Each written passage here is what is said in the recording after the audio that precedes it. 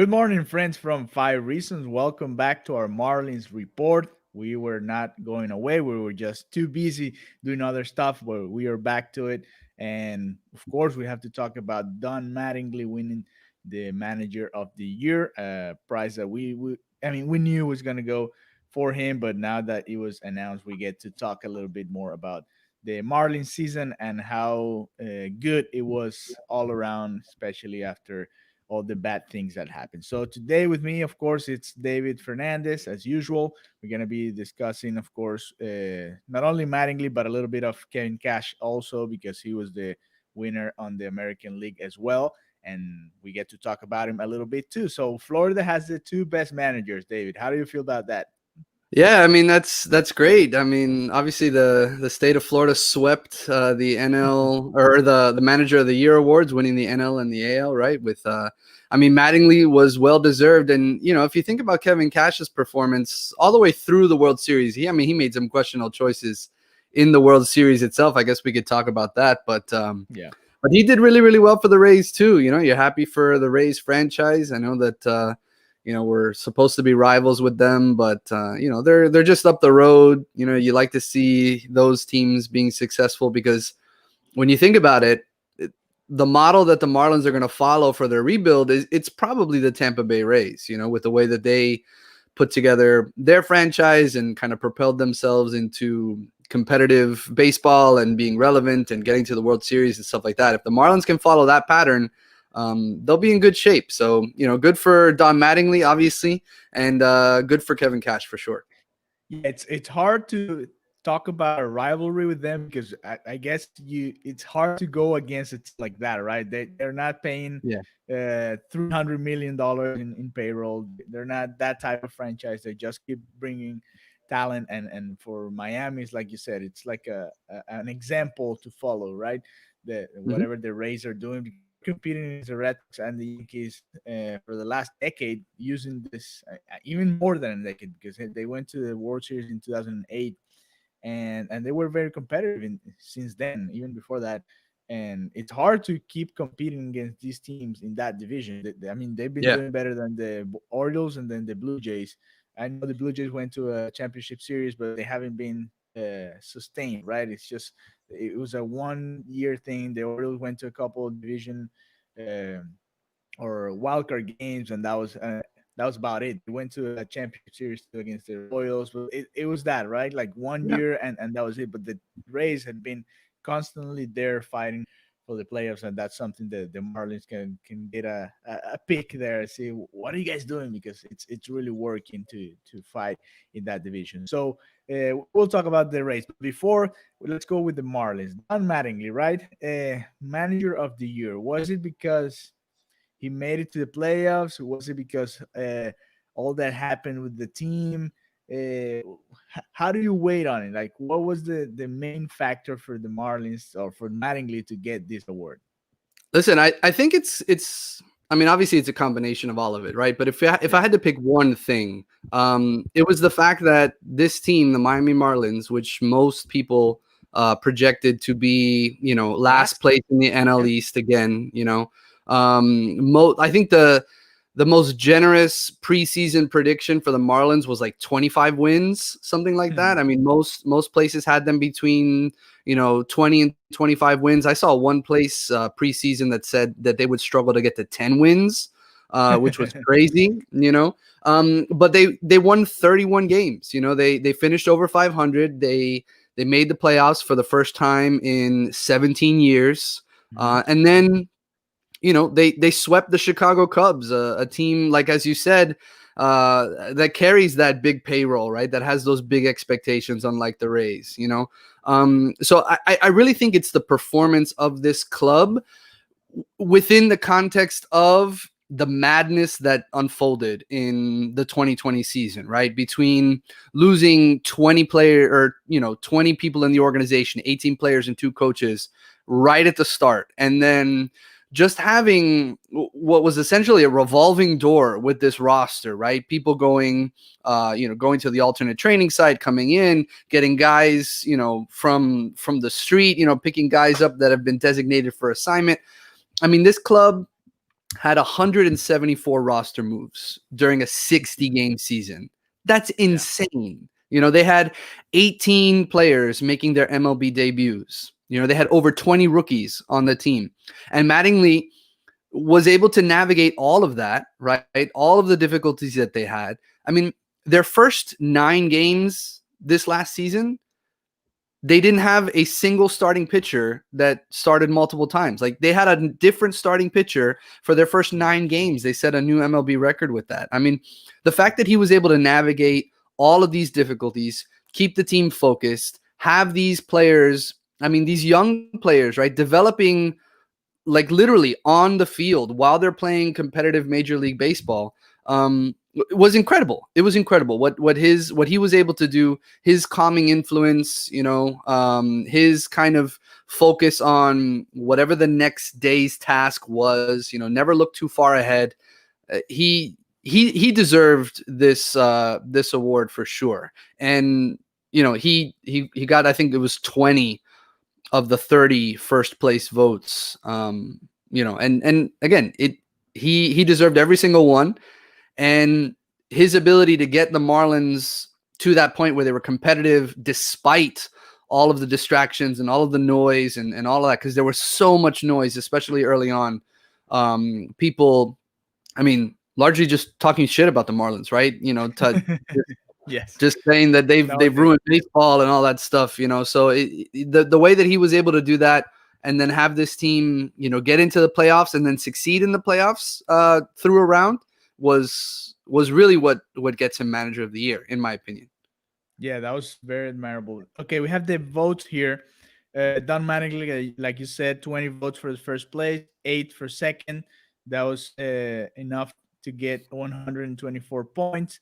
Jay Stingler with the Padres, of course, the second place, and David Ross in his first year as a manager with 25. That was the top 3 in the National League. Of course, the Padres had a lot of more talent than the Marlins, right? And that was probably the reason why voters went with Don Mattingly when you compare the two teams. Even though the Marlins made it, I mean, they were better than the Padres. Well, they were right They there were with the right there. Padres Yeah, they were eliminated in the same in the round. same round, right? Yeah. When you look at the teams, you're like, okay, there's a difference here, right? Yeah, and it's Certainly easier. offensively, yeah, on Yeah, the offensive end for sure. for sure, yes, it's easier to get to this point with this type of players than it is with these type of players, right? So, okay, this guy deserves a little more. When we talk about Manager of the Year, of course, you mentioned a lot of things that went on, maybe outside of the field, even though Mhm. the roster moves are very related with what happens on the field. But talking about decisions, right? Lineups, whatever the manager can control, right? Pitcher movement, I don't know, taking somebody out, leaving somebody in, pinch hitters, these type of moves that can really make a difference. Talking about that specific point, what was the best Mattingly did about that, about on the on-field decisions?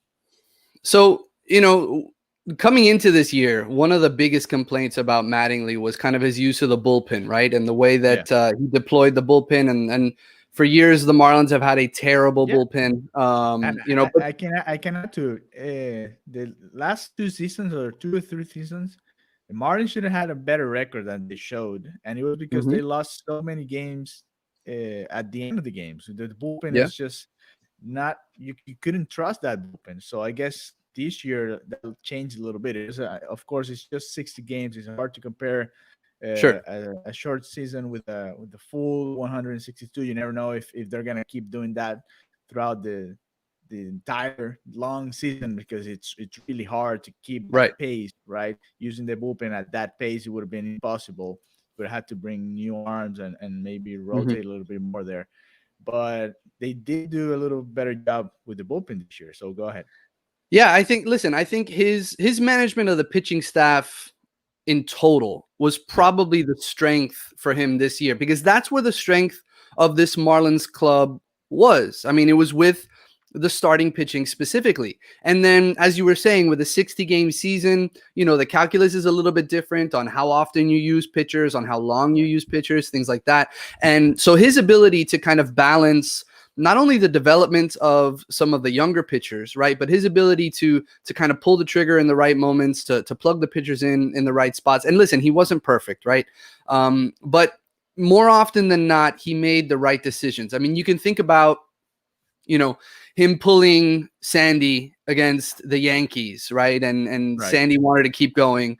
But you know, they won that game, right? And they were able to get into the playoffs with that. I mean, you think about, you know, there's one that sticks out in my mind, where Dan Castano had the opportunity To go to for a get his win. first major league win, right? Yeah. But you know, he had just run into a little bit of trouble against the Mets, and Mattingly came to take him out, and Castano was like, just give me one more out. And, you know, and Mattingly didn't let him have it, right? He pulled him from the game. I mean, Castano eventually got another win later in the year, you know, but just his ability to kind of manage the pitching staff this year, I think, was a major step forward for him.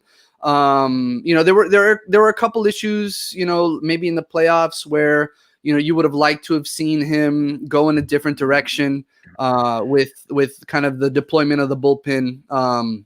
You know, but in general, I would say his management of the pitching staff this year, and it's obviously him and the pitching coach, right? Mel Sotomayor Jr. Between the two of them, they were able to navigate this difficulty really well. And, you know, the ironic thing about all of this stuff is that it was the pitching staff that was hit hardest by all of the COVID stuff, right? They had to basically redo their entire bullpen right at the beginning of the year. And one of the things that Mattingly said at that time on those Zoom calls was that he was literally meeting players in person for the first time when he's handing them the ball on the pitcher's mound.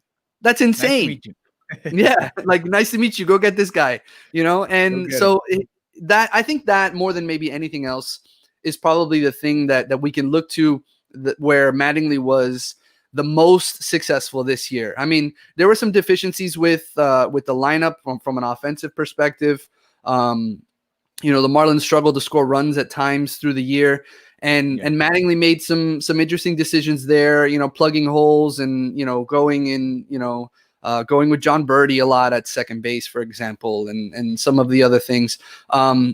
One of the things that they did this year that they've never really done before, or that they did more this year than they have in the last few years, was run. They had more stolen bases this year in a 60-game season than they had all of last season in 162 games, right? You know, so he adjusted his approach with players like John Birdie when they had Jonathan VR for the time that they had him. Obviously using Monte Harrison as a pinch runner and putting pressure on the opposing defenses late in games. So all of that stuff, you know, speaks to Mattingly's ability to adjust and his ability to manage to the club that he had in front of him, right? Prior to that, you know, in years before, the bullpen was maybe a little bit weaker, obviously.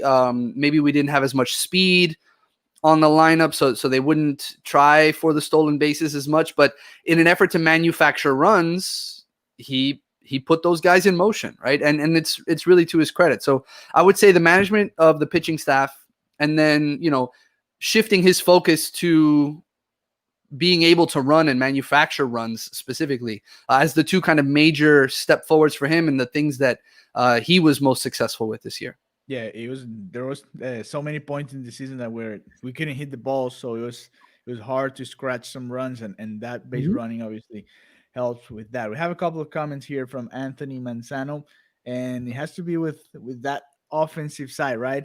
David, do you think the Marlins can make a big move like trading for Francisco Lindor this offseason, or we're just going to continue building through the draft before we do a big trade like that? So there you go. Lindor is available. The Indians said it. We don't take the guy anymore. The crisis hit us too hard, so he can be shopped. So what do you think? He would be an unbelievable addition to this club, right? I mean, when you look at the way that they are rebuilding as a franchise, there's a weakness kind of in the middle of the infield, right? They're the middle of the lineup. Right, and the middle of the lineup, right? So second base is very much a question mark, right? And then I know that we have Miguel Rojas, but he's a veteran. He's been around for a little while. Yeah, and he can move to second, not a problem. And he could absolutely move to second. And he started his career as a utility player, so he could always kind of go back to that Role, yes. role if he needed to. But it's all about the price tag, right? I mean, the Marlins made it to the playoffs this year, right? Mm-hmm. They were competitive, maybe more so than some people expected. They pushed the timeline forward a little bit. They kind of accelerated things for them. Nobody expected them to do what they did this year, right? When you were thinking about the way that this was going, most people pointed to 2021 as the year where they would push for the playoffs, right? So I think it's really important that they continue that development. And listen, if they can land Lindor without gutting their farm system, try it, right? I mean, it's probably going to take one of the elite pitching prospects that we have, and then it would just be a matter of seeing what else Cleveland would want for somebody like him, and they're going to have the money to pay Lindor if they want to. I mean, his salary this year isn't like exorbitant right now. That's the other thing. Like, can they extend him? Can they hang on to him? Because when they traded for Marte, for example, Marte came in and he was immediately the highest paid player on the team. And then they picked up his, what was it? 12. Option, it was like 12.4 million or whatever. And when they made the trade, both Mike Hill, who's obviously not here anymore, and Derek Jeter were talking about how it wasn't a rental from Marte, right? So if they go after somebody like Lindor via trade, it would have to be so that it's not a rental, right? They're not going to give up one of these high-end prospects or give up 2 or 3. It would probably take, 3 prospects at least, I would imagine, to get somebody like Lindor. They're not going to do that for just one season of him. They're going to want some sort of, agreement ahead of time where they could extend him or re-sign him, stuff like that. Is it possible? Yes. Is it likely? Probably not. Yes, he has. I mean, Lindor is obviously one of the more attractive guys available. After the free agents, right? Ramuto, Springer, Bauer, Lindor can get into that mix, right? Yeah. He's not a free agent, but it's a guy that you can get if you have what the Cleveland Indians need right now. So Anthony's also asking, now that you talked about Michael Hill, do you have any updates or who the favorites are for the GM position after we released Michael Hill? There haven't been a lot of reports about that, so we don't know yet. But it has to be soon because we have to fight in this free agency to try to get some talent back here in Miami. And it's not like you actually need a GM to negotiate these type of things, but it's nice to have one, right? That's his job. So I guess I don't know. Do you have any news about this right now? So I mean, there's no official news, right? The one thing for Michael Hill, he was up for the Angels GM job, and apparently he's not going to be in the running for that. Finally, like, he didn't make it as one of the finalists, so he's obviously not coming back, but he hasn't landed anywhere yet either. I mean, when you look at it from the Marlins perspective, some of the names that they were talking about, Gary Denbo, who's the player development, the head of player development. I forget his official title. Let me see if I can find it here real quick. Marlins director of player development and scouting. He's kind of stepped into the GM role, so to speak, but he's probably not going to take the official GM role. He's very, very comfortable with where he is. Derek Jeter was talking about how Denbo has done a great job, building out the organization and things like that. So Denbo's probably going to stay on the player development side. They had promoted Dan Greenlee to assistant GM, so I can't imagine that he's going to get another promotion on top of that. They also have Brian Chatton. Some of the names from outside the organization that have been tossed around, MLB Network's Craig Mish mentioned Jim Hendry, who right now is a special assistant to Brian Cashman up in New York for the Yankees. Jim Hendry has experience as a GM. He was GM for the Chicago Cubs for a while. There's also Tim Naring, who is another advisor for Brian Cashman up there in New York. Billy Epler's another name that's been tossed around.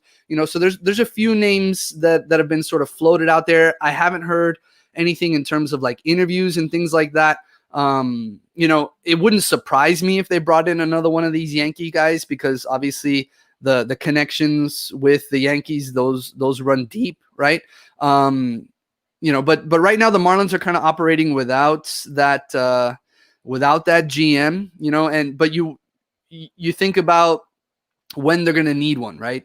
The winter meetings happen in early December, and that typically is kind of where so many of the deals get done, right? So you would probably want your general manager in place by then. The Rule 5 draft is coming up at the end of those winter meetings, right? And they have to set their 40-man roster by the end of November. November 20th is the day that they have to do that.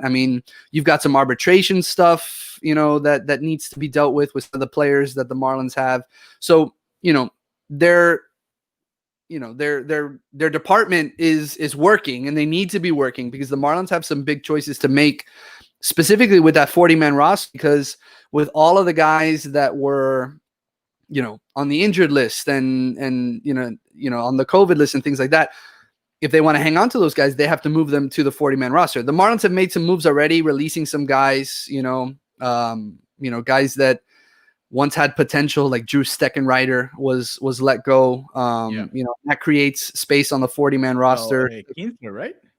Well, yeah, and then they didn't pick up the option on Kinsler. There's interest, there's mutual interest between those two. They would like to have Kinsler back, but they didn't want to pay, the $4 million price tag for him. So, and then when you think about some of the other relief pitchers that have been released, Brad Hand from Cleveland, incidentally, he had a huge salary number. I think it was like 10 million or 10.5 million, something like that. And then the Indians didn't pick him up, or didn't pick up that option. So there's a ton of relief pitchers. The Braves let go of a bunch of guys, Darren O'Day, a few others. So the relief market is, robust. There's a bunch of arms out there. It's a matter of options there. Yeah, it's a matter of finding the right salary number, and then you would imagine that the Marlins would want a GM in that spot, but right now they don't have one, and I'm sure they're going to line somebody up here relatively soon, and it'll be interesting to see if it's somebody internal like Gary Denbo, or if it's somebody from the outside. Yeah, and we're gonna do a different episode talking about the options for these type of players, and we can go over different positions, maybe catchers besides Real Muto, of course, and all the options that we have there, and second base, like you said, different positions that the Marlins have to fill in and do something about it if they want to compete in the next season. So just to finish this video today, I wanted to compare the two managers of the year and the two teams, right? That because we talked about how Kevin Cash has been able to, or not Kevin Cash, the Rays as an organization, they've been able to actually stay some sort of close to the playoffs all the time in the last decade or so, a little bit more. We talked about it. And now that the Marlins got to that spot, they were one of the 4 best teams in the National League, if you want to look at it that way. It's going to be hard to stay in that same place in a whole season, 162 games plus playoffs. So how do you see, like, in the future, you think the Marlins can get to that point, comparing it to the Rays? Like, can they compete in this East Division? We saw yesterday what happened with the Mets. They have new owners. Yeah. These new guys are bringing probably a couple of players from those. They have money, so it's going to be a competitive team again. With the Mets and that rotation. We know what happened with the Phillies, the Nationals. It's going to be a competitive East Division. The Braves were outs away from the World Series. So how do you look at it going in the future? So I think the Marlins have to follow this kind of pattern that the Tampa Bay Rays established, right? The Rays this year had a $29 million payroll when you prorate it for the 60-game season. And the Marlins are going to operate in that vicinity, right? And so the Rays have always been able to kind of maximize what they're doing from a prospect development standpoint, and they make smart signings and smart trades and things like that. Think about Randy Arozarena, who exploded onto the national scene this year, and they picked him up in a trade with the St. Louis Cardinals. I mean, the Marlins have done stuff like that to the Cardinals too, right? That's how they got Sandy Alcantara. That's how they got Mag Sierra. So it's a matter of being smart, being targeted with their approach, building from like the starting rotation and then kind of working from there, because the Rays had an elite starting rotation and the Marlins can have also an elite starting rotation. I would love it if the Marlins could land somebody like Charlie Morton, who is probably leaving the Rays, and add him to the pitching staff. That would be incredible. And then you have managers in Don Mattingly and Kevin Cash with experience, right? Not only managing experience, but playing experience. Yeah. Mattingly is now the fifth person in MLB history to win Manager of the Year after winning MVP as a player. So Mattingly joins Kirk Gibson, Joe Torre, Don Baylor, and Frank Robinson. I mean, that's an elite list to be a part of. I mean, Kevin Cash never, like when he played in MLB, he was not that. He was a backup catcher, right? I think he hit 12 homers in his career, and he hit less than 200. He was our Chad Wallace. Yeah, right. He was the Chad Wallach, right? So, in that regard, I would rather have Mattingly, right? But Kevin Cash is really smart, although, obviously, when you think back to the World Series and you think about like pulling Blake Snell, in Game 6. That was 6, that was probably a mistake, right? Well, it was their plan all over. I mean, all year long. So I mean, leaning too much on analytics. I guess that's where I was going, right? So the Rays are really into the analytics, right? And they're really into the numbers and the splits and all that stuff. And the Marlins have that department as well, and Mattingly leans on that stuff as well. But I would imagine that Mattingly might have let Snell go out there or continue, so it's stuff like that. So it's something that the Marlins need to seriously consider, right? Following this Rays pattern. And in the future, your question was in the future, right? I do think that the Marlins can replicate what the Rays have done, because if you look at the Rays are fighting against the Yankees and the Red Sox, right? And some big time franchises with history and with money. The Marlins are doing the same sort of thing, right? I mean, they're going up against the Rays and the Mets and the Phillies and the Nationals. I mean, these are all franchises that have had success. I mean, obviously not to the level of the Yankees or the Red Sox, right? Yeah. But they have money, especially now the Mets have even more money. So it's something that the Marlins should follow from a pattern standpoint. And I think if they continue to develop these pitchers, and they make some smart moves on the margins and maybe hit on one of these outfielders in the same way that a Rosarena hit, then they're going to be in business for sure. Hopefully one of the young guys can turn into that, right? Hitting that, well, at least half of that would be awesome. And we'll see what happens with the Marlins. Like we said, we're going to do a special episode just focusing on the free agents and these type of players like Lindor that could be available via trade, so we can get a sense of what the Marlins options are for this offseason whenever the GM gets there, or even before the GM gets to Miami to work here with Derek Jeter and the little Yankees down in South Florida. So we're going to be doing that on Friday, probably Friday afternoon. We're going to be getting here live with you guys again. So in the middle of the afternoon, we'll let you guys know on Twitter what time we're going to be doing that. But that's going to be this week. So we get all the different free agents. We have a list of them, and we can see which options are realistic, right, for the Marlins, because we all want Real Muto. I want Springer in center field, and I want Trevor Bauer on opening day, right? But and Lindor at shortstop. That would be a great line there. Real Muto, Lindor, Real Muto, Bauer, Lindor, and Springer. That'll be a whole different team, right? But we know that's probably not going to happen. So we're going to go over those here on Friday, and of course you guys are welcome to come here and comment on it and have fun a little bit with these free agents. So thank you, David, again.